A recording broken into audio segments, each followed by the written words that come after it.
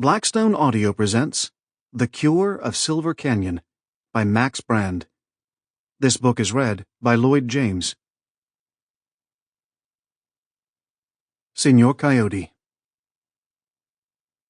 Señor Coyote was first published under Frederick Faust's pen name, John Frederick, in 2 installments in Argosy magazine, 6/1838 and 6/2538.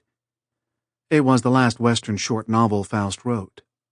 It was fitting that the story was published in Argosy since Faust's earliest Western fiction had been sold to All Story Weekly and the Argosy, owned by the Frank A. Munsey Company, which merged the two magazines in 7/24/20. In this story, Frank Pollard, a small-time rancher down on his luck and owing the bank $500, looks to his legendary friend, Slip Liddell, to give him the money before the banker, Foster, forecloses on his ranch. Liddell refuses to pay Foster even for his friend. Pollard threatens to do something about it, and then the bank is robbed and Foster shot.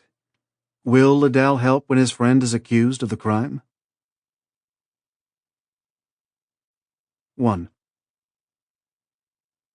At noon, Pollard owed the bank of Henry P. Foster $500, but he owed it with a smile. That night, Pollard had lost his smile, the bank had lost a lot of money, and Henry P. Foster had lost his life. In the beginning, it was that confident smile of Pollard's that surprised his friends. They sat in with him at the Royal Saloon and drank the beers he bought for them with his last dollars. The Royal is a comfortable place with ponderous old adobe walls that shut out the heat.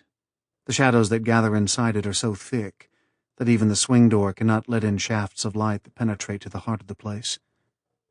It is one huge room, with a bar that runs most of the length of one wall. To the rear are tables covered with green baize for the poker games. Other, smaller tables string along through the room, leaving plenty of open space for the standees at the bar.